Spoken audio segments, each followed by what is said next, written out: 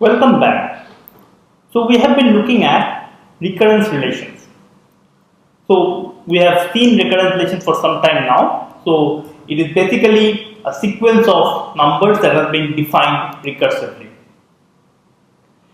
And recurrence relations are useful for various other topics in math and computer science. Now, in the topics related to recurrence relations, we have seen that how recurrence relations can be used to model problems, and also we have seen how one can solve recurrence relations. We have seen some techniques for that. So there were a few examples that we have looked at already. I don't want to go over it all over again. And the question is, how can we solve this recurrence relations? The thing that we saw is that one of the techniques of solving it is first guess a solution and then prove by induction. Now, the idea is that if we can correctly guess the solution, then proving by induction is a reasonably straightforward thing. But how do we guess the solution correctly? Now here also we saw a few examples, and we saw that one of the techniques to solve the recurrence relation or guess the recurrence relation is by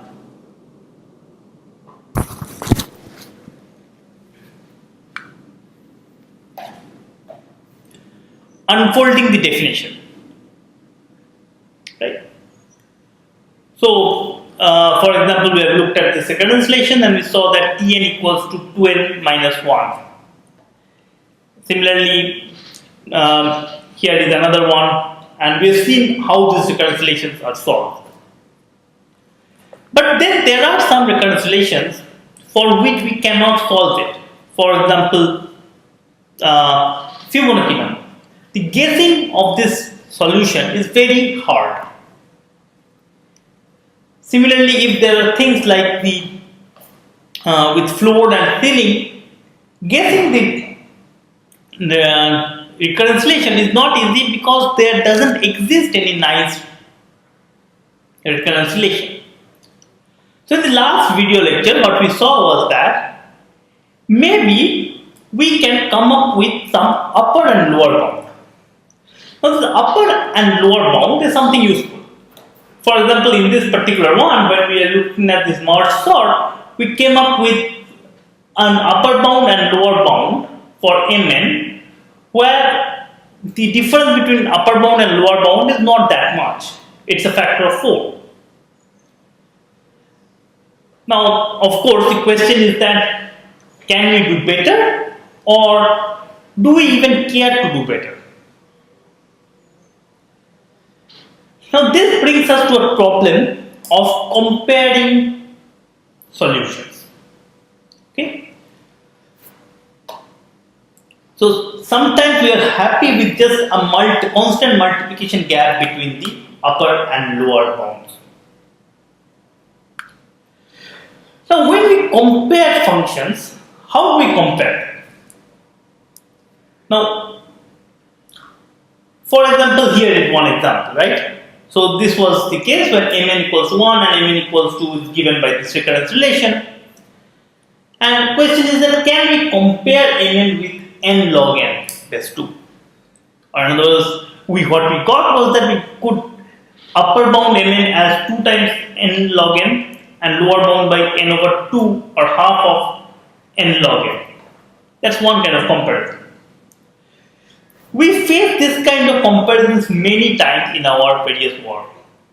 Another one is which is bigger, n to the power 4 or 2 power n? Similarly, is n factorial and n power n similar? Or how about n square and n square minus n log n plus 100n? So these are the kind of problems that we face all the time. We have to compare functions. And comparing functions is not necessarily there is a standard way of doing it.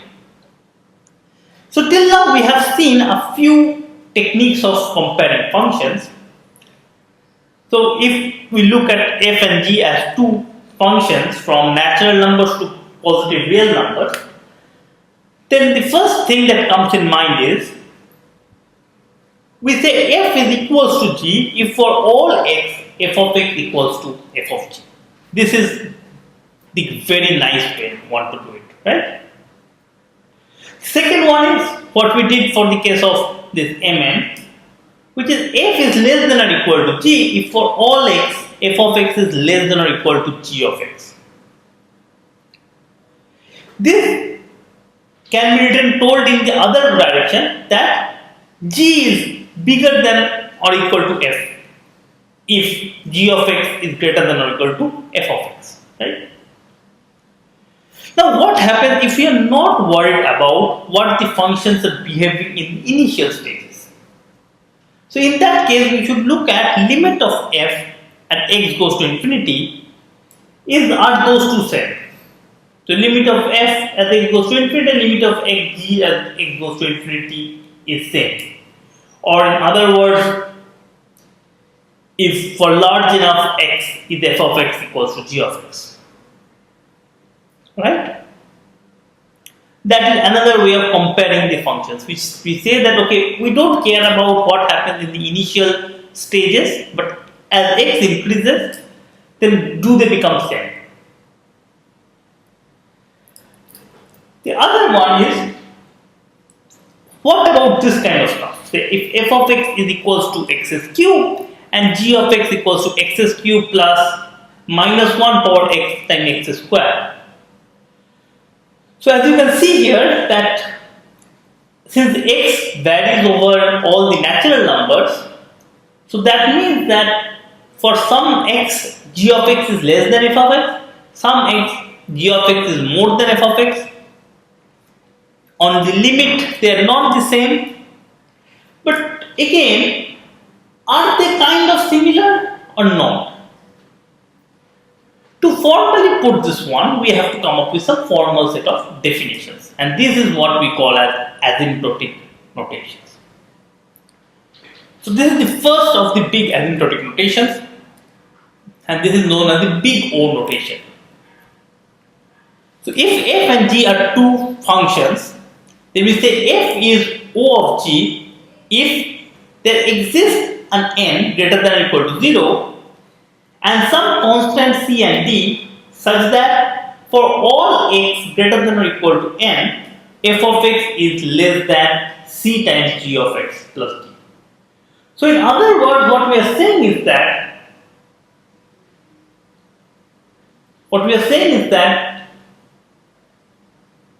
basically for large enough x, f of x is upper bounded by some constant factor of g.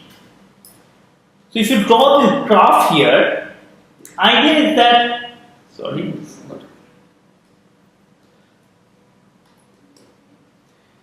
if you draw this graph here and say this is g and this is f. Now f can be big, can be small or something. But if you now consider this is g of x and this is f of x,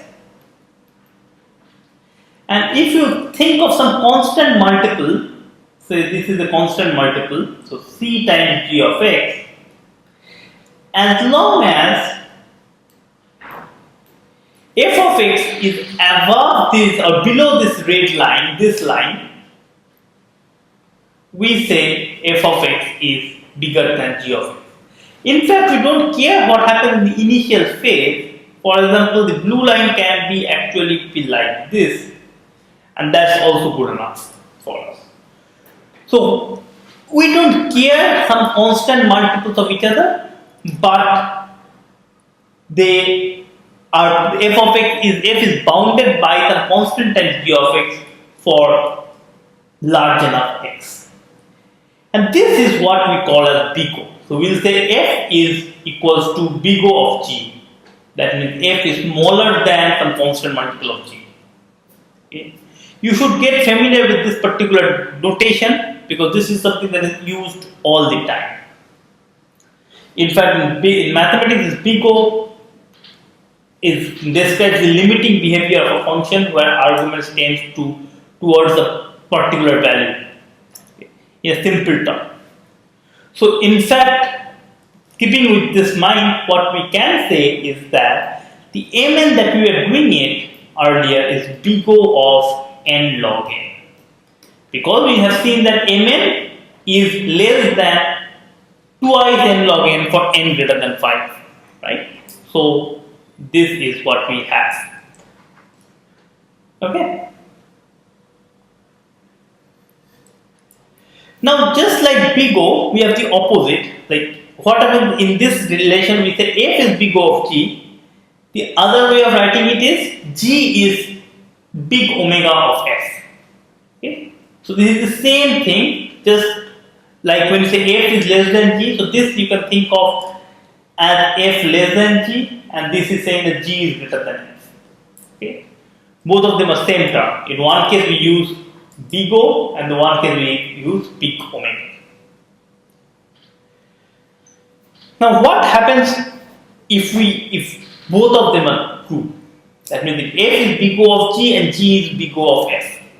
So in other words, in this term, f is something like less than constant sign g, which is less than some d times f.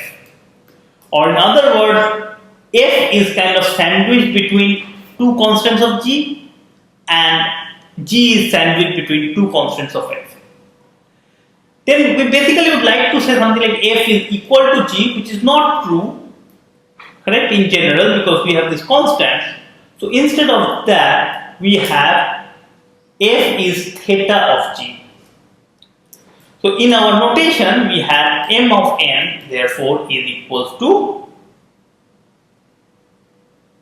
theta of n log n. So whenever somebody says that some function is theta of some object, it means that it is kind of it is upper bounded and lower bounded by a constant of these terms. Okay, and this is what we kind of help us to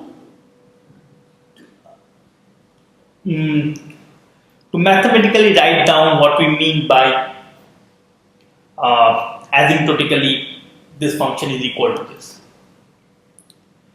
Now there are three more things. Something much more stronger than this particular theta is what is known as the sim notation, and this is called asymptotically similar. So f of x and g of x are two numbers which are similar if limit as x tends to infinity, f of x by g of x is 1.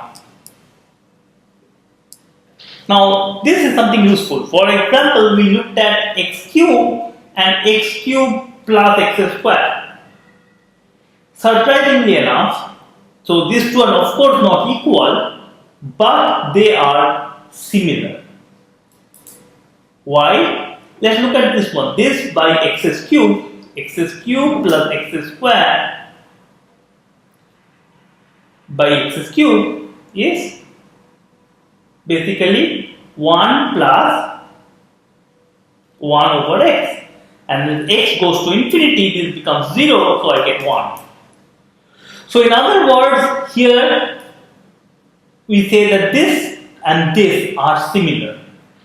The idea is that here, if you draw the plot of f of x and g of x, maybe they are something. They will be different for f and g, but as x goes to infinity, these two converge to each other. So this is in some sense the strongest that you can see, strongest relation between two functions other than becoming exactly equal to each other.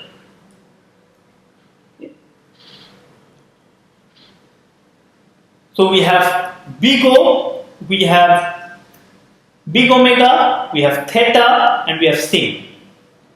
There's two more things that we have. First of all is the small o. Small o is basically saying fx by g of x goes to 0. Means fx is significantly smaller than g of x. Okay, significantly smaller. And third one is just the opposite of this, which is same. If fx is significantly smaller than g of x, we say g is small omega of f. Now you have to get familiar with these various notations. The ideas are simple. They help us to kind of get a handle on various functions, help us to compare across functions, which is bigger, which is smaller, and it is useful remarkably for simplifying our mathematics. Okay. So I will give you some examples and I will ask you guys to solve them or prove them for yourselves. First of all, n cube is theta of n cube plus 1000 n square. In fact, when you have two polynomials and if their maximum degree are same, then they are theta of each other. In fact, I will say something more. If the coefficient of maximum degree is same, then we have C. Okay? So C x cube is all sim of C n cube plus D n square plus something. So when we are looking at polynomials, then looking at the maximum degree is what matters. Okay? I will again ask you guys to prove them for yourselves, to convince yourselves that this is true. Okay? So if somebody says that okay, the running time of a function is n cube plus 1000 n square, you can say it is theta of n square. Okay, similarly, n to the power 4 is mono of 2 power n. Meaning as n goes to infinity, n to the power 4 is way smaller than 2 power n. And in fact, any polynomial is mono of any exponential. So prove that. So n to the power 1000 is mono of 2 power square root n. Similarly, sorry, this should be something, there should be no 0 here, but n square, log n square is equals to small of square root n. Again, polylog is mono of any polynomial. Now these are the kind of very useful things to keep in mind when you are looking at this set of small o, big O, theta notations. But then there are also couple of other formulas for which the sim is very useful. And let me give you them. Sorry, so there's one more here. Namely 2 power n is mono of 3 power n. Now regarding sim, here are two very useful things. First of all, the n factorial. Now, okay, n factorial is a very weird object. We know what it means is n into n minus 1 into n minus 2 and so on. But how does it compare with other functions? And we have what is known as the Stirling approximation, namely n factorial is asymptotically similar to square root 2 pi n times n by e power n. So as in other words, as n goes to infinity, then n factorial basically behaves like this. And this is very useful for us because this helps us to control or understand or compare between functions. There's another one which is known as the prime number theorem. So the number of primes less than n is asymptotically similar to n by log n. So as n goes to infinity, the number of primes that is less than n is equals to n by log n. So this is actually log n base.